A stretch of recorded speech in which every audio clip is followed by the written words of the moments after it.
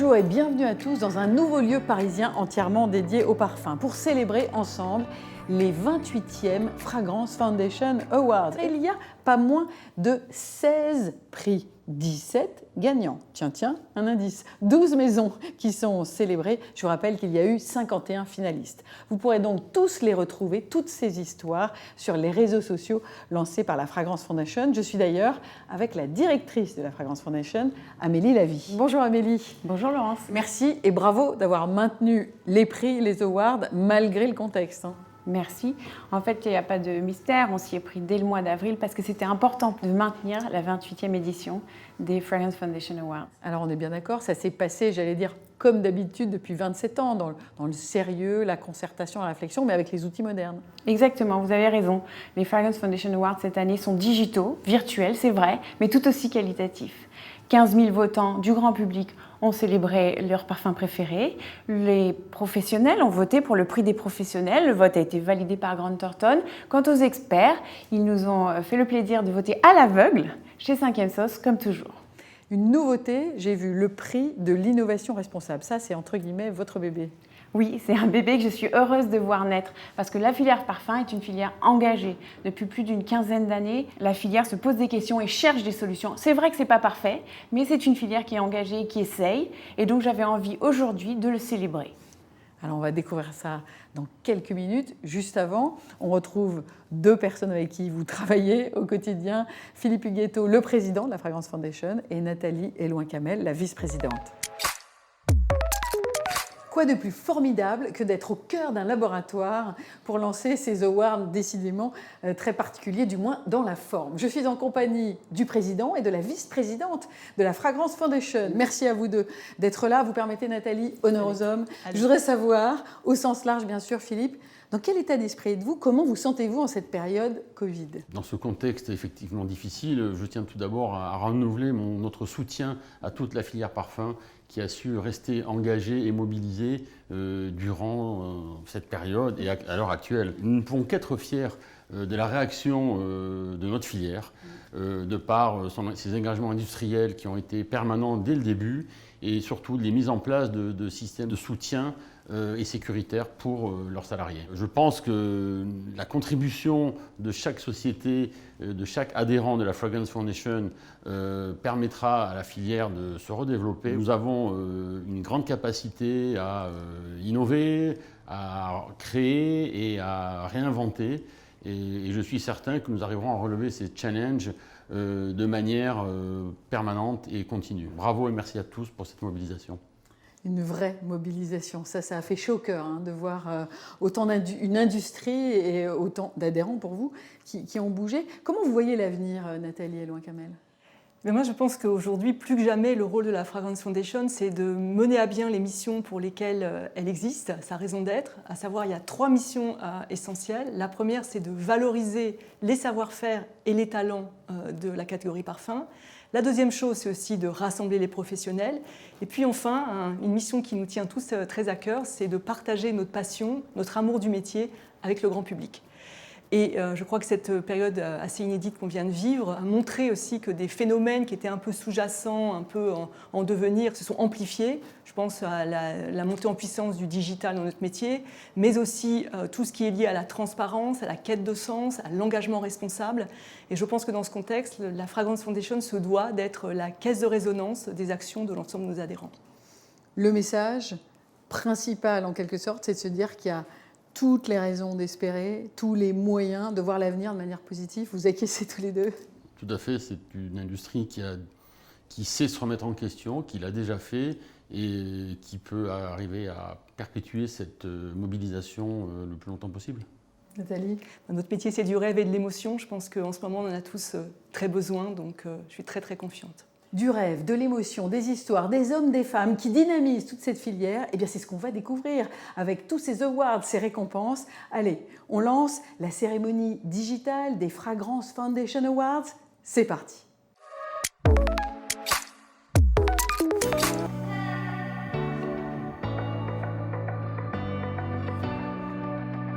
Amélie, un tout nouveau prix donc pour ces awards de la Fragrance Foundation, entièrement dédié à l'innovation responsable. Pour combien de critères? Alors, les maisons qui ont répondu au dossier ont répondu à 50 critères qui vont de la production de la matière première jusqu'à la production du produit fini, en passant par le type de business model développé à cet effet. Il y a donc eu 15 dossiers remplis, 4 finalistes, et les 8 experts qui ont jugé de la qualité des dossiers et qui étaient vraiment des références dans le domaine ont choisi leur préféré. Et sur le berceau de ce prix de l'innovation responsable s'est penché un parrain et une marraine.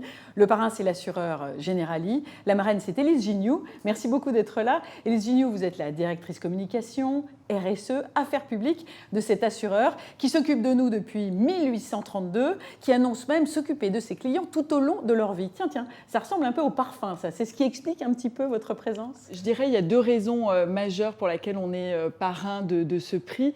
Première raison, vous l'avez dit, on est assureur, donc on a une activité sur le long terme. On est dans la prévention des risques, dans l'anticipation des grandes transformations de notre société. Donc là, il y a un lien très fort avec l'innovation durable et tous les nouveaux modes de consommation. Et la seconde raison, c'est qu'on voit une appétence très forte, une volonté très forte de la part des consommateurs de consommer plus responsable.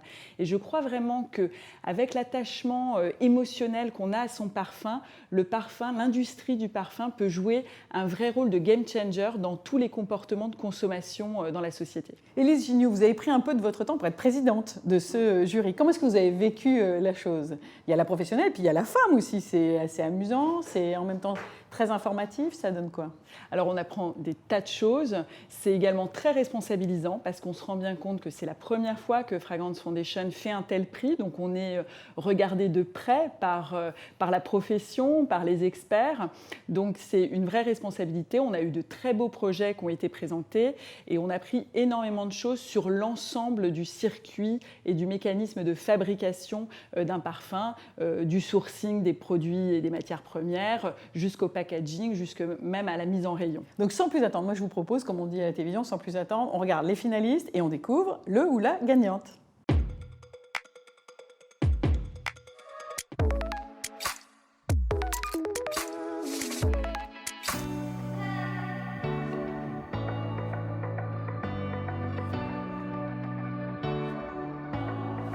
Et voilà donc ce prix de l'innovation responsable vient pour Bataille par Bastille Parfum. Alors, Élise Gignoux, présidente de ce jury, est-ce que ce fut compliqué? Est-ce que ce fut une bataille?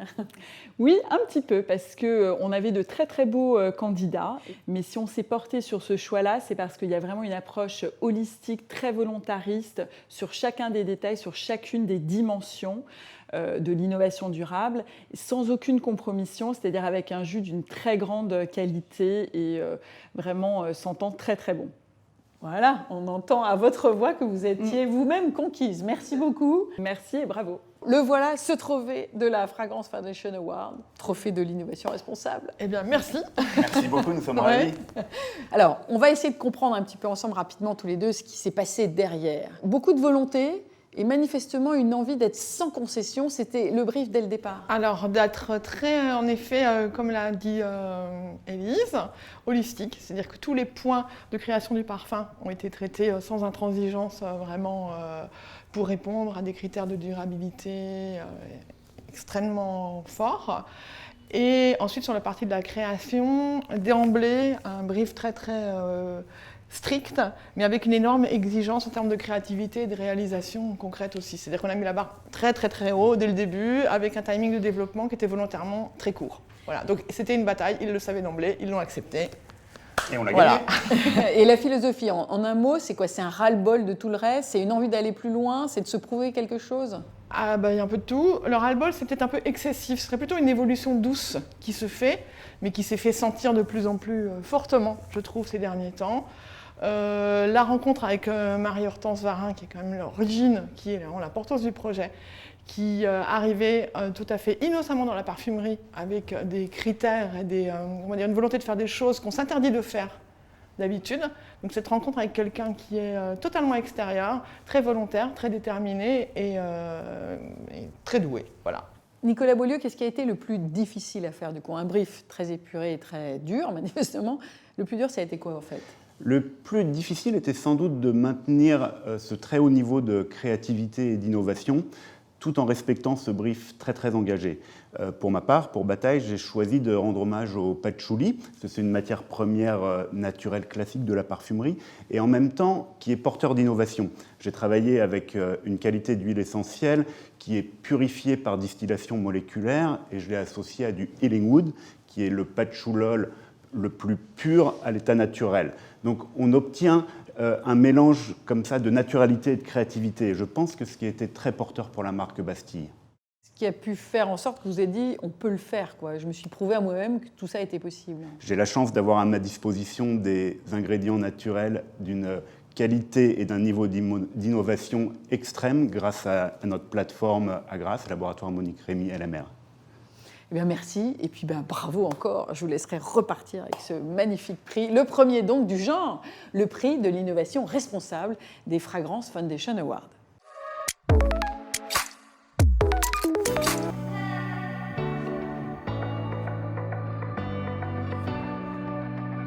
Amélie Lavie, pour évoquer le prix des professionnels pour la parfumerie sélective, il faut penser à ces 600 personnes et plus presque qui ont voté. C'est un vrai collège de votants. Ce sont bien sûr des gens qui font partie des sociétés, qui sont adhérentes à la Fragrance Foundation France. Alors qu'est-ce que vous leur demandez ? Je leur demande d'évaluer aussi bien le flacon, le jus et l'intégralité du mix marketing. En tout, ça représente 3 catégories et 6 prix. Toute une flopée de prix qu'on va découvrir avec plaisir, parce que derrière, il y a des hommes et des femmes.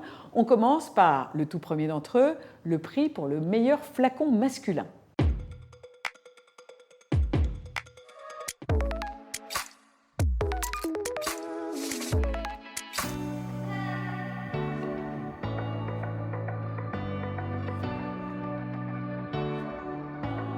Ainsi, le meilleur flacon masculin, salué par les professionnels, eh bien, c'est ce fameux buste, et oui, le beau de Jean-Paul Gaultier est donc bien là. Merci beaucoup Frédéric Appert d'être avec nous, vice-président de Jean-Paul Gaultier Parfum. Merci à vous Quentin Biche d'être là. Vous, évidemment, vous avez commis le jus, mais on va voir si le flacon n'est pas un petit peu aussi votre affaire. Frédéric, ce flacon est très sexué. On connaît un peu le buste. Là, on ne peut pas s'y tromper. Est-ce que c'était une volonté de départ ou est-ce que c'est le jus qui aurait impacté sur votre décision ? Je pense que le flacon, il est clairement hypersexué, parce que l'univers de Jean-Paul, depuis toujours, il a été hypersexué.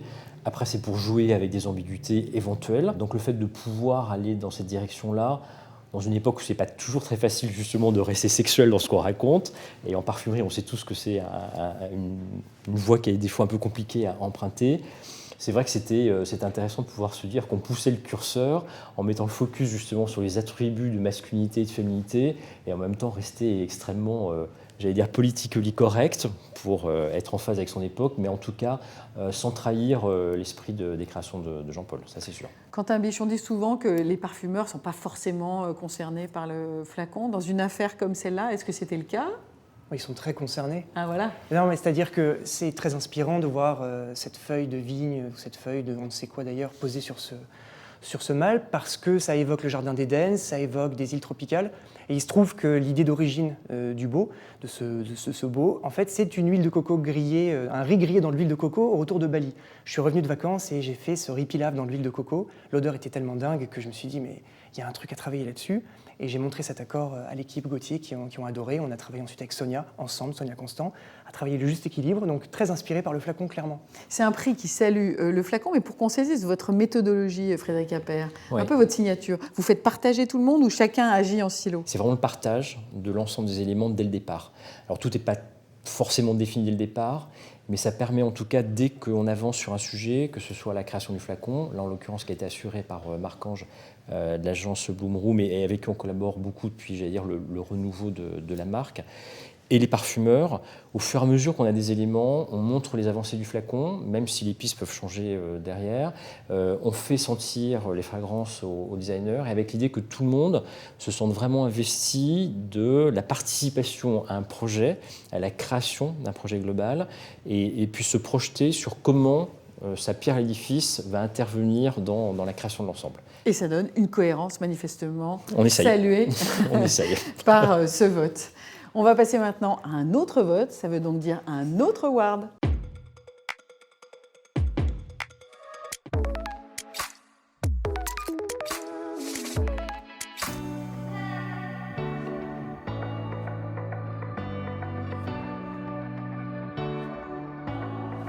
Et voilà, c'est donc vous pour le prix des professionnels en parfumerie sélective, meilleur flacon. Je vous sens contente, Danielle. Ravie. C'est une grande aventure, Idole, qu'on a vécue avec Chafik.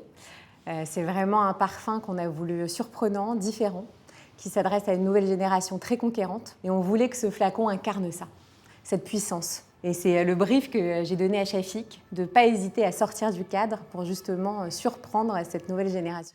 Sortir du cadre avec un objet qu'on tient complètement dans la main, donc un espace qu'on tient dans la main. Et vous qui êtes architecte, vous avez plutôt l'habitude de travailler sur l'alentour. Alors, cet exercice de style. Eh ben là, ce qui est intéressant finalement, c'est presque d'inverser le processus. C'est-à-dire que nous, habituellement, on a l'habitude de créer des lieux et des espaces qui vous entourent, finalement qui vous enveloppent, et qui sont beaucoup plus grands que vous. Et là, l'idée, c'est presque d'inverser le rôle, c'est-à-dire que c'est l'objet qui devient le sujet, qui doit être finalement le concentré de ce qu'on souhaite. De sacrées contraintes quand même. Très peu de verre, entre guillemets, le très peu, un flacon très fin, impossible à faire tenir debout. Exactement. Heureusement que vous avez gagné le trophée. Donc, ça a nécessité des allers-retours, beaucoup de concessions. Beaucoup de concessions. Effectivement, quand Chafik est arrivé avec cet objet incroyablement fin et qu'on l'a présenté à nos industriels, ils nous ont tout simplement dit c'est impossible, on n'a aucune idée de comment est-ce qu'on peut le faire. On ne peut pas le transporter sur ligne parce qu'il ne tient pas debout, on n'arrivera pas à souffler un verre aussi fin. Les équerres qui l'encadrent étaient aussi extrêmement complexes à coller. Donc on a fait quelques concessions, notamment sur la finesse. Chafik aurait aimé qu'il soit encore plus fin. Sur la taille du col aussi, pour pouvoir avoir tout de même un spray qui soit capable d'avoir un très beau sillage autour des femmes. Mais on a gardé, je pense, la quintessence de l'objet qu'imaginait Chafik. Content quand même, l'esprit est là. Ah oui, l'esprit est là, le toucher est là, même si je voulais que les doigts qu'on sente l'impression qu'ils se touchent. D'ailleurs, j'ai créé cette concavité, cette double concavité qui fait qu'on a vraiment l'impression que nos deux doigts se touchent. Et la question qui revient souvent, pourquoi il ne tient pas debout? Mais en fait, la première chose que j'ai dite, c'est qu'il ne tient pas debout et on s'en fiche. L'intérêt de l'histoire, ce n'est pas qu'il tienne debout, c'est qu'il tienne parfaitement dans la main. Quand vous le touchez, la relation que vous avez avec est juste incroyable. C'est d'une sensorialité, c'est quasiment fusionnel. Et c'est ça qui est intéressant. Donc voilà, c'est quelque chose qui est proche de la main, proche du corps, et proche de sa poche, proche de soi. Voilà, une sensorialité ressentie manifestement par le jury des professionnels. Bravo à vous, je vous laisse repartir avec le trophée. Et nous, on passe à un prochain award.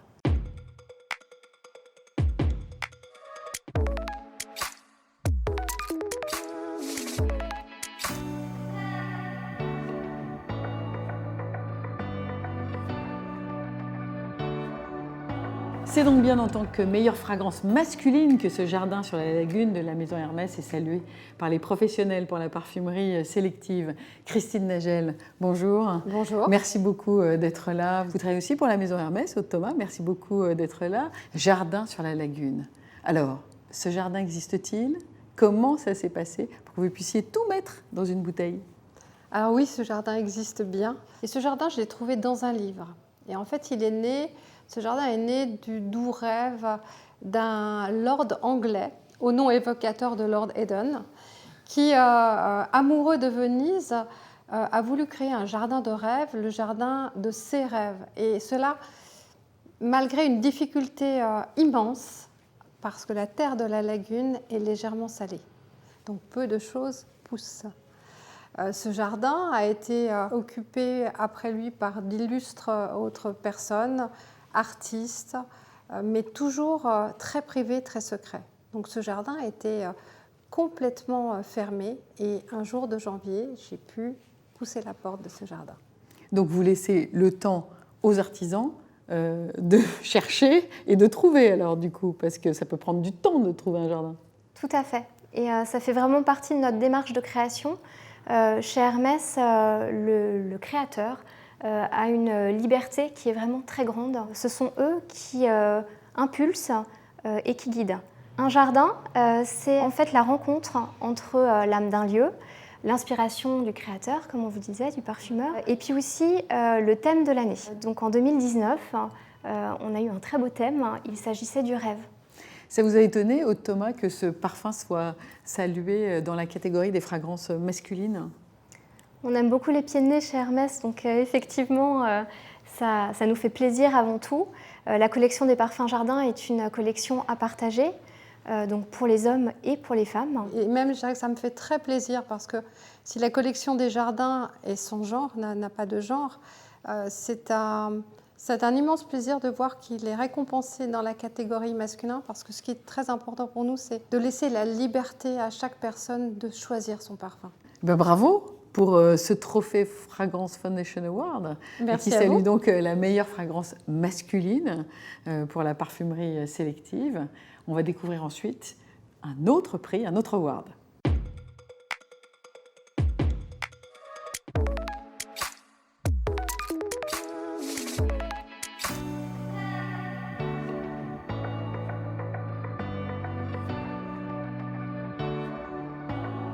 C'est bien Libre d'Yves Saint Laurent qui gagne donc ce prix de la meilleure fragrance, un prix salué par les professionnels. La définition de cette femme à qui vous vouliez vous adresser?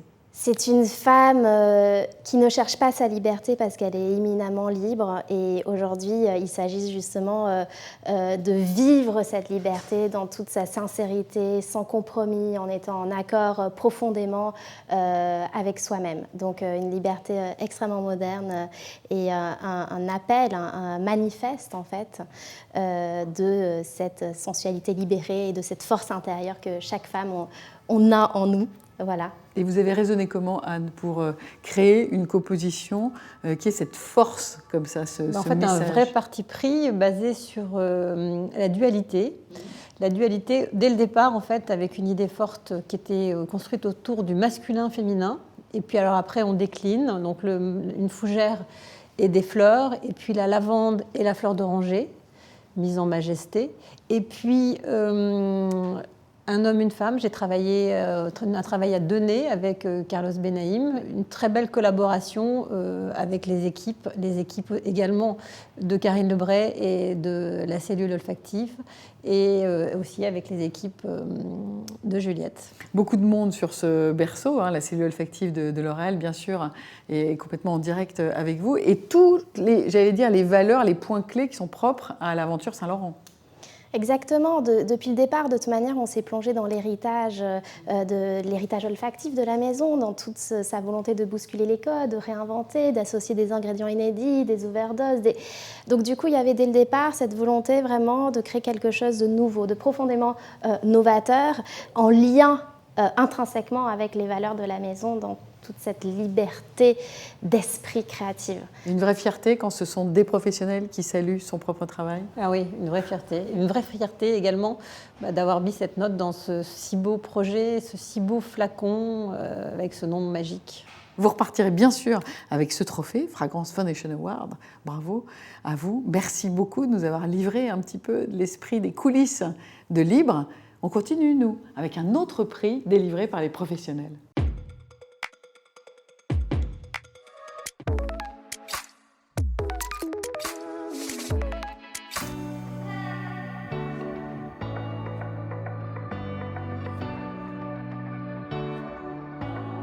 Pour la parfumerie sélective, les professionnels ont donc décidé de pousser la porte de ce jardin sur la lagune proposé par la maison Hermès. Aude Thomas, vous dirigez le développement collection parfum pour la maison. Merci beaucoup d'être là. Christine Nagel.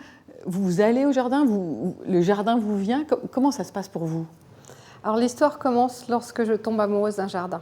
Ah, voilà. C'est aussi simple que ça. Donc vous le cherchez tout le temps? Lorsque je cherche un jardin, lorsque je trouve un jardin, l'histoire du parfum peut commencer, et c'est vrai qu'à ce moment-là, on se met tous autour d'une table, on est une équipe. Toute cette histoire absolument formidable que vous laissez quand même transparaître sur l'emballage, etc. C'est-à-dire que voilà, la destination est suggérée, l'image vient, grâce à un très bel artiste aussi. Tout à Voilà, fait. tout est en finesse en fait. Hein.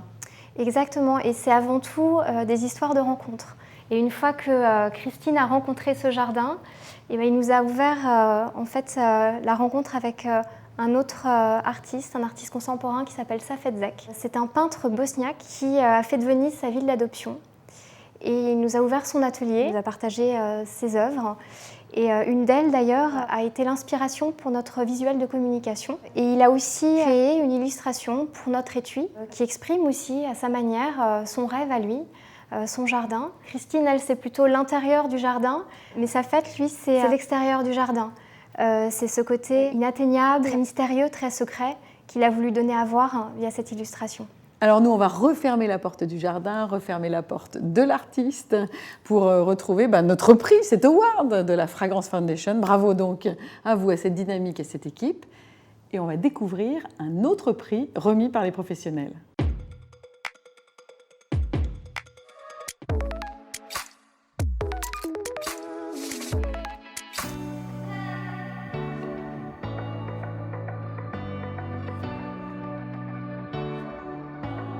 C'est bien Idol donc qui l'emporte pour ce prix des professionnels qui salue, qui sacre tout le lancement, tout le mix, j'oserais dire. Danielle Lahana Edenbaum, merci beaucoup à vous, la directrice générale adjointe de Lancôme International, d'être avec nous. Shyamala Maisondieu, merci beaucoup pour la Maison Givaudan d'être là également pour parler bien sûr du jus. Alors, contente? Oui, bien sûr, ravie. Avec tous les succès qu'il y a sur les épaules de Lancôme, si vous me permettez, comment, Danielle, est-ce qu'on aborde un brief pareil? Alors c'est sûr qu'on a un peu de pression. On a un peu de pression parce que Lancôme, c'est une grande maison de parfum avec beaucoup de succès à son actif. C'est aussi un brief très excitant. On a voulu faire un parfum pour une femme plus engagée, conquérante, militante, une pionnière des temps modernes. Et c'était aussi un brief très challenging pour notre cellule olfactive, dirigée par Karine Lebray. C'est cette cellule olfactive qui est en contact direct avec les parfumeurs et qui leur donne donc ce brief très challenging de faire un nouveau parfum à la hauteur de tous ceux qu'on a fait par le passé. Et une équipe de 3 femmes, en fait. 3 femmes, tout à 3 fait. nez, oui. 3 parfumeurs qui ont plus ou moins l'habitude de travailler ensemble. Tout à fait, oui. Et 3 femmes de 3 différents continents, c'est ça aussi qui était magique. Le challenge était très haut, bien sûr, de passer derrière La vie est belle, bien sûr. Donc quand vous avez décidé de répondre à ça, vous étiez dans quel état? On était super excités, super contentes. Et en même temps, il y avait beaucoup de, comment on appelle ça, de stress. On avait dit qu'on allait faire ça avec de joie et de bonheur. Et de prendre vraiment des émotions. Finalement, je crois sincèrement que ça ressort dans le jus. Alors, on va citer l'équipe au complet. Il y a vous, bien sûr, Shyamala Maisondieu, et il y a Nadège Le Garland-Tezek et Adriana Medina. Donc tout ça, très féminin, très assumé comme étant très féminin. Tout à fait. Un parfum fait par des femmes, pour des femmes. Et pour un jury, lui, mixte, mais de professionnels, et qui manifestement a adhéré. Donc bravo encore, je vous laisse repartir, vous aussi, avec votre trophée. Et nous alors, on continue ?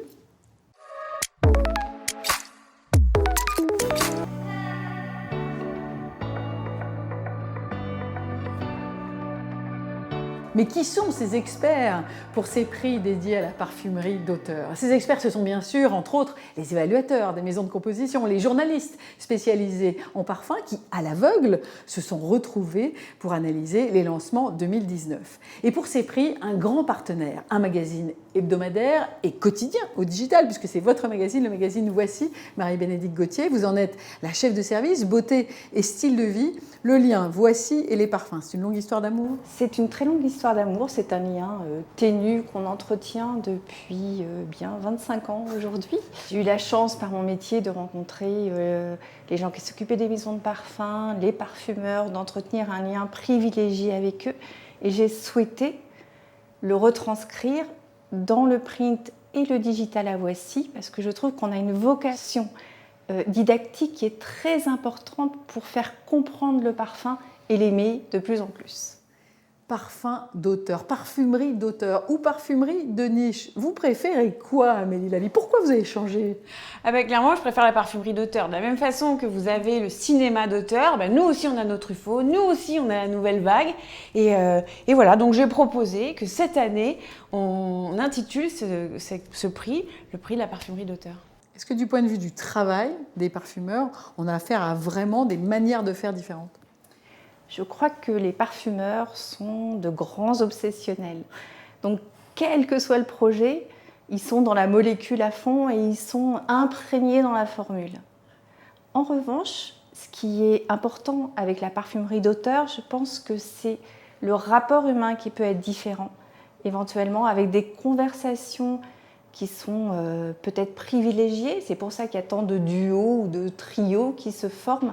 dans la parfumerie d'auteur, entre un parfumeur et le fondateur d'une marque. Au travers donc des prix des experts pour la parfumerie d'auteur, on va faire un vrai voyage dans les coulisses de la créativité. On va retrouver le prix pour une marque indépendante, le prix pour une marque affiliée et le prix pour une collection grande marque. On y va ?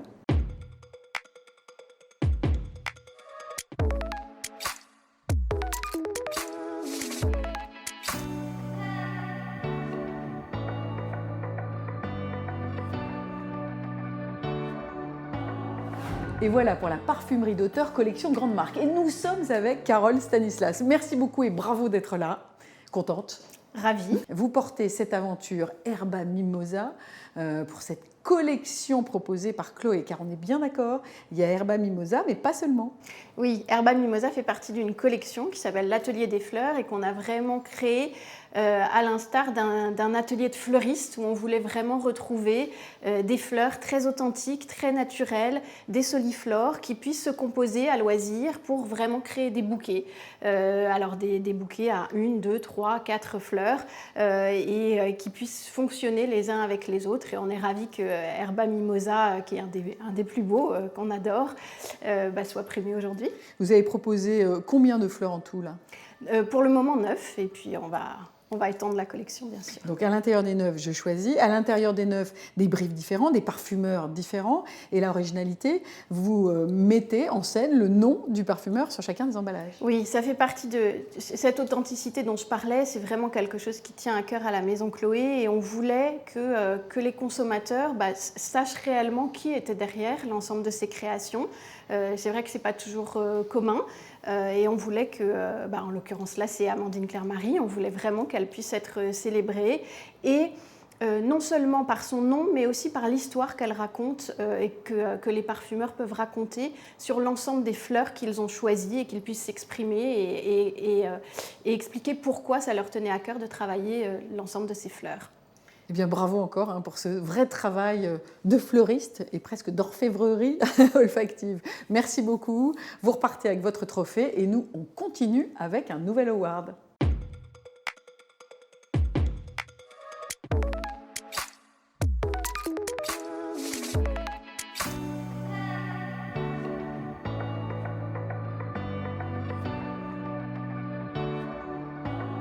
Voilà donc pour le prix des experts pour la parfumerie d'auteur, catégorie marque affiliée. C'est bien Copper de Comme des garçons. Et nous sommes avec Marie Ousmane, qui est la directrice de marque Comme des garçons. Merci beaucoup et bravo! Merci Laurence, merci à la Fragrance Foundation, nous sommes ravis. Dans cette histoire de Copper, une histoire d'oxydation. Absolument. Donc fort de notre expérience sur concrète avec ce béton, nous avons voulu innover de nouveau au départ de l'aventure de Copper.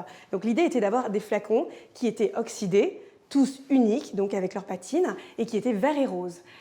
Malheureusement, techniquement, ça n'a pas été possible, mais l'histoire du jus vient de là aussi. Donc, sur une base chaude avec de la myrrhe, de l'ambre métallique, nous sommes venus apporter du tabac, mais aussi des baies roses, du poivre et du galbanum qui nous apporte une note verte en tête. Donc, Copper est une histoire de patine unique, de cuivre, mais également de notes vertes que nous avons voulu réenchanter et réétablir dans l'univers de la parfumerie. Longue vie donc à ce réenchantement du verre de gris. Mais il y a un deuxième ex-aequo pour ce prix.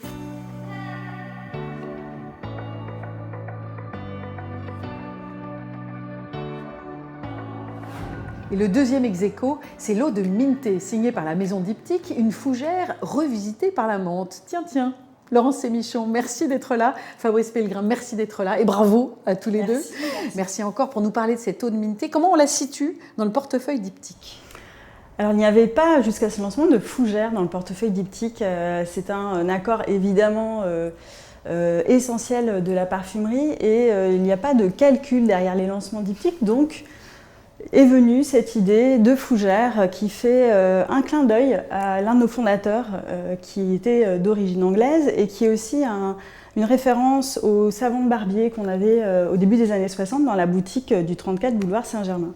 Donc c'est une fougère très lisible, mais c'est une fougère complètement modernisée qui marche aussi bien pour les hommes que pour les femmes. Et d'ailleurs, on voit que dans les clients, on a beaucoup de clientes. Et modernisée grâce à un accord de menthe complètement nouveau. La menthe, c'est pas nouveau et c'est nouveau. Quelle menthe? Alors la menthe que j'ai choisie pour créer Eau de Minte est une menthe peppermint, ce qu'on appelle une menthe poivrée ou une menthe blanche, qui a la particularité d'être très aromatique, légèrement poivrée, qui amène aussi beaucoup de fraîcheur et d'intensité à l'Eau de Minte, qui donne aussi sa singularité, qui donne aussi ce qu'on appelle l'accident olfactif, qui est vraiment la patte de la maison diptyque. Et c'est un accord après fougère, comme l'a décrit Laurence, avec des accents légèrement rosés, géranium, patchouli, mousse. Et vraiment, je tiens vraiment à dire que cette menthe, c'est ce qui permet de décaler et d'apporter la modernité à l'Eau de Minte. La menthe, c'est très british, la menthe. C'est british, mais à la française. Cocorico. Merci encore à tous les deux. Merci. Bravo pour votre prix. On continue justement avec un autre prix. On est toujours là dans le prix des experts pour la parfumerie d'auteur, catégorie marque indépendante.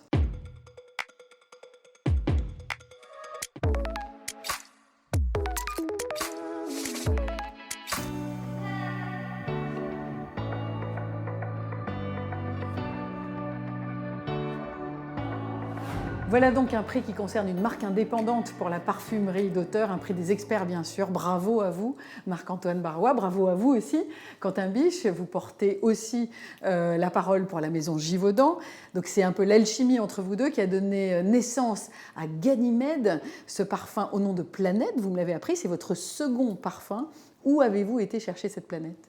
Alors c'est une planète qui suit l'idée de la première planète, qui était la planète B683, inspirée par Le Petit Prince. La planète B612 du Petit Prince est ma date de naissance, le 6 octobre 83. Donc l'un et l'autre faisaient une planète, il fallait trouver une deuxième planète, c'était compliqué à trouver. Je ne suis pas un fan de planète absolu, et donc du coup je suis allé puiser dans autre chose, à savoir l'art. Et j'ai trouvé un triptyque sur l'enlèvement de Ganymède et la mythologie autour du mot Ganymède qui m'a parlé. J'ai cherché un petit peu plus pour découvrir que Ganymède, c'était une planète recouverte d'océans d'eau salée et balayée de vent. Et ça a été un peu l'image de quelque chose de plus fluide que je pouvais donner à Quentin. Et c'est le déclic pour vous, Quentin, ça, balayé par les vents, eau salée ? Oui, j'avais commencé à travailler sur ce second parfum, j'avais des essais, et bon, j'étais dedans, je cherchais, mais sans conviction. Et à un moment donné, on déjeune ensemble et il me raconte cette histoire de planète avec cet océan salé, etc. Et instantanément, j'ai pensé à l'immortel et je lui ai dit « Attends, on a le propos du parfum, donc je vais modifier mes essais, on va réorienter tout ça. » Et du coup, ça a complètement modifié la création. Et dans la création, dans votre relation à vous, vos allers-retours, comment ça s'est passé ? Et ce qui est super avec Marc-Antoine, c'est qu'il y a une grande confiance entre nous. Il me laisse du temps pour développer et il accepte que j'ai besoin de temps et d'espace. Donc il y a des longs mois pendant lesquels il ne sent rien du tout. Donc je travaille à chercher le bon essai. Et quand j'ai quelque chose qui est prêt, je lui montre. Et très très souvent, on a un coup de cœur commun et ça se passe de façon très très fluide. Et vous, Marc-Antoine Barrois, vous êtes couturier d'abord. Comment vous avez ressenti ce type d'expérience ? Moi, c'est une expérience qui est née vraiment de cette alchimie avec Quentin. S'il n'y avait pas eu d'alchimie, il n'y aurait pas de parfum. C'est une rencontre, c'est le fait qu'on se soit très bien entendu tout de suite, qu'il y ait une amitié qui se soit créée, parce que sinon, on n'aurait peut-être pas eu envie de continuer à travailler ensemble, ou pas, en tout cas de réussir à faire des aussi beaux parfums. Et c'est vrai que pour moi, c'est un nouvel habit, c'est prolonger le travail que je fais en tant que couturier. C'était un moment donné, en 2016, j'avais l'envie d'aller un peu plus loin, on en a parlé ensemble. Et ça a donné ces projets-là. Et voilà. Et maintenant, un award. Donc content. Très content. Tant mieux. Je vous laisse repartir sur votre planète. Et nous, on va sauter sur un autre univers, une autre planète, un autre award.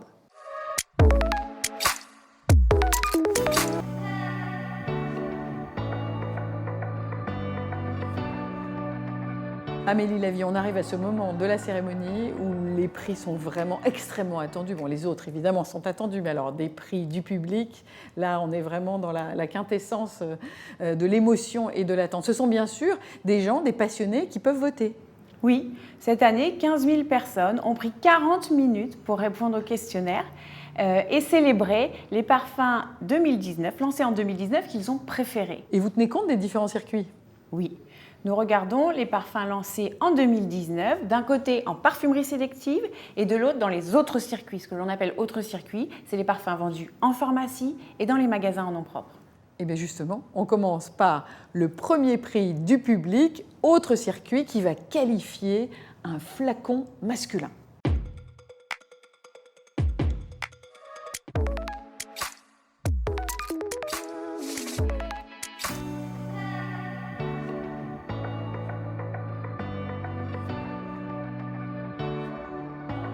Toujours un plaisir de découvrir un prix du public, et là en l'occurrence bien sûr pour une fragrance masculine. Bravo à vous Bruno Jovanovic, Maison IFF, ça fait du bien.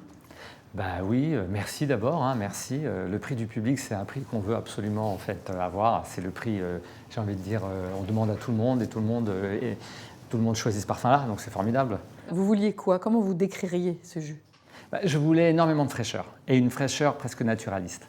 Donc c'est pour ça que je suis parti d'un bouquet d'aromates. Et en fait, c'est un énorme challenge en parfumerie de faire quelque chose qui sent la menthe, parce que les gens ne veulent pas que ça sente le dentifrice ou ne veulent pas que ça leur évoque ça. Et là, il s'agissait d'être très noble dans la menthe. C'est un peu des challenges qu'on se fait, et quand on sait qu'on n'a pas de pression derrière commerciale ni rien, donc voilà, je me suis dit, hop, un bouquet de menthe et d'aromates presque givrés sur une sensualité quasi urbaine, très masculine. Et alors comment justement on évite le côté chewing-gum ou le côté trop peppermint? Comment on fait? Qui sont ces deux menthes? Alors on a deux menthes, on a la menthe crépue et la menthe glaciale dite peppermint, poivrée en français. Et en fait, qu'est-ce que j'ai fait? J'ai triché un petit peu, si vous voulez, j'ai donné la part belle à ces deux menthes qui vont dialoguer pendant toute l'évaporation du parfum. Mais je vais appeler les amis autour, les aromates, c'est le basilic, l'estragon, le thym, le romarin, tout ça pour venir en fait, escorter ces deux menthes et les présenter sous un jour un peu plus noble et plus sophistiqué. Une claque, mais noble. Une claque toujours noble, exactement, et une claque surtout de fraîcheur très naturelle. Toutes ces herbes-là, ça fait partie de l'imagerie naturelle. Et qui résonne complètement auprès du public, manifestement. Oui, et alors aussi avec Roger Gallet, donc ça a été un match incroyable. Formidable, longue vie à cet homme menthe, qu'il nous séduise pendant encore longtemps. Merci beaucoup Bruno. Je vous laisse repartir avec cet award, ce trophée Fragrance Foundation Award. Merci. Et nous, on continue pour un autre prix.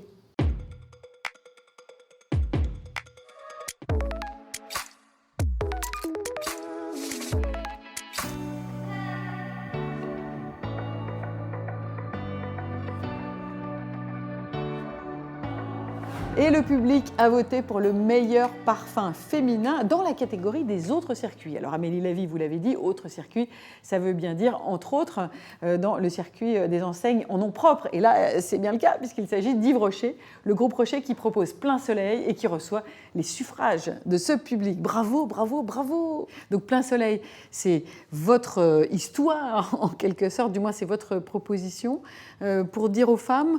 Soyez solaire, on peut entendre ça? C'est un parfum qui est issu d'une collection qu'on a lancée l'année dernière, qui a pour but d'apporter la nature dans le quotidien de nos consommateurs. Donc on s'inspire de moments de nature qui nous ont vraiment plu, et puis qui font écho à des natures qu'on pourrait avoir en nous et qui pourraient être enfouies ou assouplies. Ainsi, Plein Soleil s'inspire d'une après-midi d'été très chaude avec l'odeur des fleurs qui vient saturer l'air, et il vient faire écho à cette envie qu'on peut avoir d'être d'un seul coup plus sensuel, de se mettre dans la lumière et de rayonner. D'être au centre et au cœur de l'attention. Alors pour ça, il faut quoi comme type de fleur pour être au centre de l'attention, Fabrice?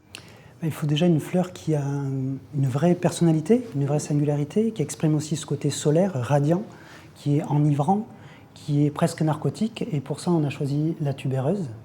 La tubéreuse, cette petite fleur magnifique, mais avec un vrai pouvoir olfactif, une vraie personnalité, qu'on a joué donc en majeur. Et on l'a accompagnée de notre Ilan, donc une autre fleur aussi, pour renforcer cette facette solaire. Et pour apporter cette sensualité à ce bouquet floral, on a joué avec un petit peu de santal, qui vient donc envelopper la fragrance et donner cette féminité et cette sensualité. Toute petite bouteille comme ça, mais bourrée de qualité au pluriel. Bravo à tous les deux, bravo à vos équipes aussi, jusque loin, loin, puis vous repartez avec cet award du public signé par la Fragrance Foundation. Merci beaucoup. Bravo encore. Et nous, on continue pour découvrir d'autres prix décernés par le public.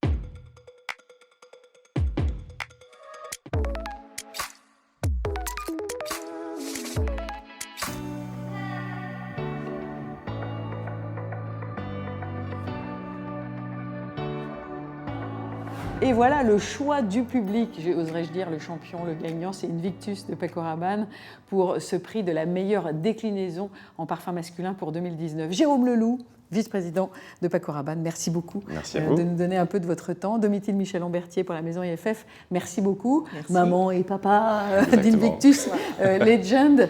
En quoi est-ce qu'il est emblématique d'une signature Paco Rabanne, Jérôme Leloup? Bon, on est vraiment dans la recherche de parfums qui ont une grosse puissance, qui claquent, pas mal testostéroné pour Invictus en l'occurrence.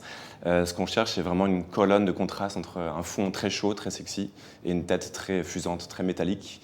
Et donc voilà, je suis très heureux que ce courage ait été salué par le public. Voilà, c'est par une belle le récompense. public. Voilà, ça Exactement. fait vraiment chaud au cœur. Alors, chaud, chaleur en deuxième intention, métal en première intention, si j'entends bien. Comment vous avez fait? Ça donne quoi, Domitil? Alors, l'idée était vraiment de travailler sur cette note métal, parce que Paco, c'est du métal, hein, c'est vraiment cette idée-là, forte, cette identité.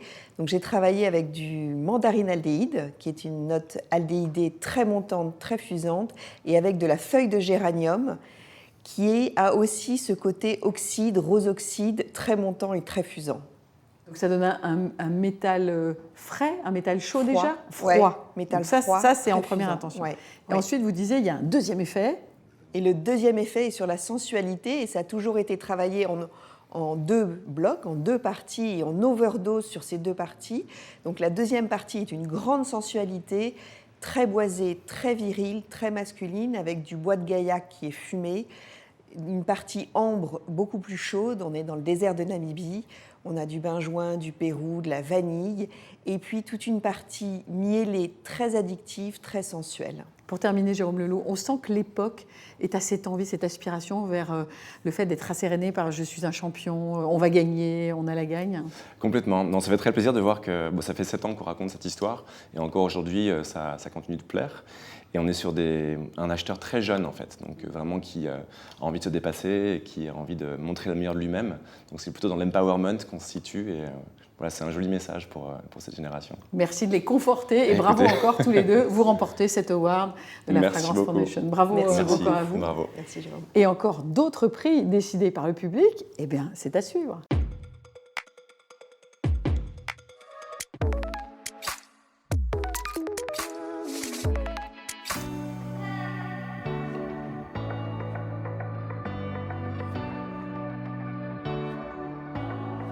C'est toujours très attendu, un prix du public. Le voilà pour une déclinaison pour un parfum féminin. Il s'agit bien sûr de La vie est belle en rose. Bravo à vous deux, et puis derrière peut-être aussi à vos équipes, et on va en parler. Cette histoire de déclinaison pour La vie est belle, alors il y a eu éclat, il y a eu intense. Voilà, ce rose, quel était le propos? Alors c'était vraiment d'offrir une nouvelle vision du bonheur. Se dire qu'on décidait de voir la vie en rose, d'avoir ce filtre d'optimisme sur la vie, et que ce soit interprété dans le flacon et dans le jus, avec une nouvelle eau de toilette, une nouvelle fraîcheur, qui devait vraiment représenter cet optimisme et cette vision rose de la vie. Pour vous, Anne Flippo, c'est une partition sur laquelle sans cesse vous remettez l'ouvrage, en fait, hein, puisque La vie est belle, c'est beaucoup votre affaire. Vous étiez là, bien sûr, dès le départ. Donc, quand Daniel et ses équipes arrivent avec une envie comme ça de filtre de rose, comment ça se passe? Comment on réagit? On a décidé de travailler sur à la fois la rose et la pivoine. Et je pense que la pivoine, c'est une fleur qui n'est pas si facile que ça à travailler, mais elle évoque en fait et la fraîcheur et le sourire, la gaieté, par ses facettes à la fois un petit peu fruitées, florales, un peu mouillées, un peu vertes, un peu très fraîches. Il y a beaucoup d'enjeux là, beaucoup de travail avec la cellule olfactive. Tout à fait. C'est le talent, grand talent de la cellule olfactive de L'Oréal qui est dirigée par Karine Lebray, qui est l'interface au quotidien avec les parfumeurs. Ouais. C'est elle et ses équipes qui vont retranscrire notre brief, nos exigences, être à l'origine de tous ces allers-retours pour arriver à la note finale que nous, on trouve magique quand on l'a choisie, qu'on l'a portée. Et visiblement que les consommatrices ont apprécié. Voilà, parce qu'un prix du public pour une déclinaison, je pense que c'est quand même un petit... Voilà, ça fait un petit vibrillon assez sympathique, non? Ça fait chaud au cœur, parce que les consommatrices, après tout, c'est pour elles que vous travaillez. Ah, exactement, il ne faut jamais les oublier. C'est vraiment pour elles qu'on travaille. Et puis, une fierté, bien sûr, de ce très beau prix, et que les femmes puissent adhérer, se reconnaître, et puis qu'elle puisse recevoir les compliments d'autres femmes en portant La vie est belle en rose. Suivre les aspirations des femmes aussi. Exactement. Voilà, raconte-moi la même chose, mais dis-moi tout ça autrement. Donc on est là dans une musique qui petit à petit se décline pour le plus grand plaisir des femmes. Bravo, prix du public donc, pour cette déclinaison. Je vous laisse repartir avec ce formidable trophée, un Fragrance Foundation Award, un de plus pour vous et comme pour vous. Merci encore à toutes les deux pour ce petit moment. Et nous, eh bien, on continue.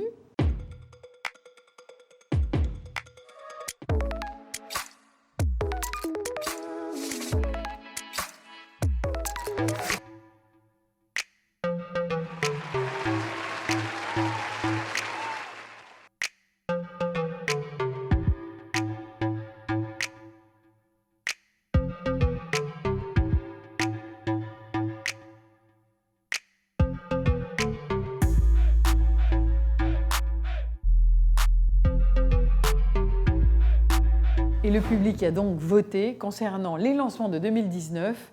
Eh bien, tous les suffrages ont été pour Le Beau de Jean-Paul Gaultier. Voilà donc ce lancement d'un masculin qui est célébré. C'est une surprise que ce public ait autant aimé le tout, puisque là, il s'agit de sacrer le lancement. En fait, je trouve que c'est toujours une surprise quand ça fonctionne vraiment, parce que c'est jamais garanti, d'une part, ça serait prétentieux de le penser, et c'est d'autant plus une surprise quand c'est une création qui est basée sur un jus et un parfum aussi mythique que le mâle. Voilà, il y a des fondamentaux, ils sont peut-être un peu lourds aussi. Au moment où on reçoit l'information, le brief, on doit se dire « Ouh là là, attention, c'est le mâle ». Et en même temps, ça vous a emmené vers quoi, Quentin ? Alors oui, c'est très intimidant quand on reçoit le brief parce que réinventer, réécrire, continuer l'histoire du mâle, c'est intimidant, mais c'est un honneur aussi. Donc très excitant, plein d'idées. Très rapidement, en fait, l'envie de faire une continuité de cette coumarine dans le mâle avec une noix de coco m'est venue. L'idée de travailler un masculin autour de la noix de coco. Donc c'est un parfum que j'ai co-créé avec Sonia Constant. Et on a donc travaillé cette noix de coco délicieuse, hyper addictive, pour en fait visualiser, illustrer ce jardin d'Éden, ce paradis perdu que le flacon nous suggère. La noix de coco, c'est votre affaire, ça vous plaît ? Alors, si je dois être honnête avec vous, à titre personnel, non. Parce que c'est vrai que la noix de coco, elle peut avoir ce côté un peu dans les perceptions cheap ou ce que vous pouvez trouver dans des gels d'eau chaude. Donc non. Et c'est là où je pense que justement tout le travail, il est hyper intéressant. Et en croisant une marque comme Gaultier où on doit prendre des risques, on doit surprendre.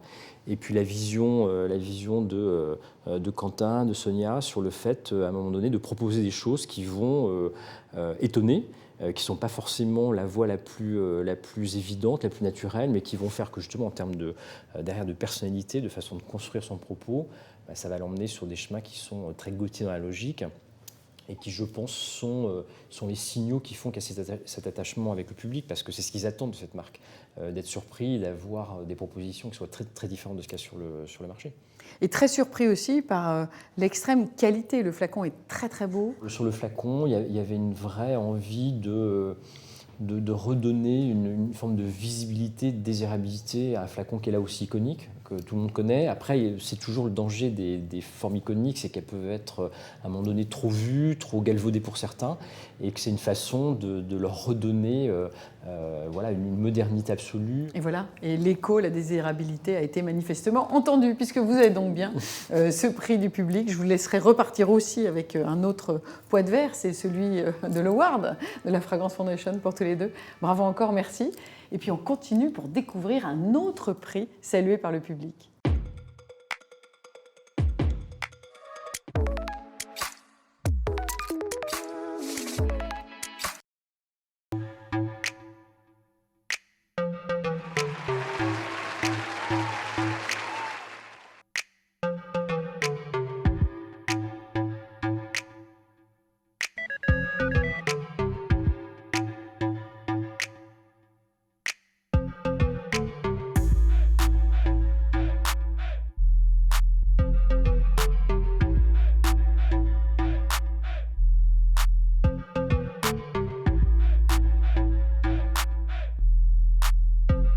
C'est un des prix les plus attendus. Merci à tous ceux, toutes celles qui ont suivi déjà toute cette cérémonie. Le prix du public, voilà, tout le monde le veut. Et je suis donc très contente de les revoir. Le tandem incroyable, le tandem pas du tout infernal. Merci encore à vous d'être avec nous pour nous parler de ce prix qui, bien sûr, vous ravit. Bien sûr, bien sûr. C'est le plus beau prix. Le prix du public, c'est pour ça qu'on travaille, pour que des consommatrices rencontrent notre parfum. Donc c'est un prix extrêmement excitant et, j'allais dire, réjouissant pour nous. On est ravis d'avoir ce prix sur Idol. C'est un parfum pionnier, engagé, qui raconte ce nouveau territoire du succès. Et c'est un parfum pour lequel on a pris beaucoup de risques, sur le flacon, sur l'histoire, sur aussi cette aventure publicitaire de cette femme qui traverse la ville à cheval et des risques qui ont payé, parce qu'on est ravis que 15 000 consommateurs, consommatrices aient choisi Idol. Puis là, c'est le grand chelem, parce que prix des professionnels et prix du public, tout le monde est absolument ravi. Donc ça a été un brief, j'imagine, assez compliqué, dynamisant, un brief particulier dans votre vie. Ah oui, complètement. Structurant, je pense. Un brief unique. Travailler sur un nouveau parfum, c'est magique. Pouvoir tout écrire comme ça de zéro avec toute une équipe. Et même sur le jus, on a voulu travailler avec Givaudan une nouvelle addiction, travailler aussi autour de notre ingrédient qui est la rose. Et c'était aussi un risque d'aller sur une addiction qui n'était pas forcément par le sucre. Et je suis ravie aussi pour Shyamala et Nadège et Adriana que le public ait aussi récompensé ce choix-là. Shyamala, vous étiez 3 femmes sur plusieurs continents. On l'a évoqué pendant cette cérémonie. Avec vos comparses, vous devez, entre guillemets, décliner ou retrouver encore une fois la rose. Comment on regarde ça? On se dit encore? On se dit ah super, encore? On a dit c'est un challenge en tout cas. Ouais. Le parfumerie, c'est ça. Toujours de chercher, de faire quelque chose de nouveau. Donc la rose, comment le retravailler? On a décidé de travailler à 4 différents types de roses. Et aussi l'idée de le marier avec une nouvelle addiction. Donc c'était l'idée de quelque chose qui est propre, qui parle à toutes les femmes du monde entier. Et c'était cette combinaison qui a séduit Lancôme. Et les femmes, semble-t-il. Et à l'intérieur de cette combinaison de 4 roses, il y a une contrainte supplémentaire, et c'est ce qui fait franchement qu'on est vraiment dans l'époque-là, c'est la sustainability, c'est tout le sourcing responsable. Ça, vous y teniez? Complètement. Et ça, vous l'avez fait? Exactement. Avec beaucoup de plaisir, parce que chaque fois qu'on utilise ces matières premières, enfin moi en tout cas, je pense à tout le monde qui sont derrière ces programmes. Ouais. Donc là encore, il y a une chaleur peut-être. Tout à fait. C'est transmis au jus. On fait un petit coucou à vos 2 comparses? Oui, Nadège, le Galantezek, et Adriana Medina. Et ben voilà, bravo à elle, bravo à cette équipe de femmes. Beaucoup, oui. Bravo à vous, vous allez repartir avec ce trophée, je crois avec beaucoup de chaleur et beaucoup de joie encore pour ce trophée prix du public. Il s'agit donc d'Idol de Lancôme. Eh bien, nous y voilà avec une phrase rituelle. Je clôture la 28e cérémonie des Fragrance Foundation Awards. Un grand merci à Symrise de nous avoir prêté leur appartement dédié à la création de parfums qui se trouve en haut des Champs-Élysées. Et n'oubliez pas d'aller chercher toutes les petites pastilles vidéo surprises qu'on vous a concoctées. Voilà, c'est terminé. Donc, à bientôt, bonne lecture et à l'année prochaine.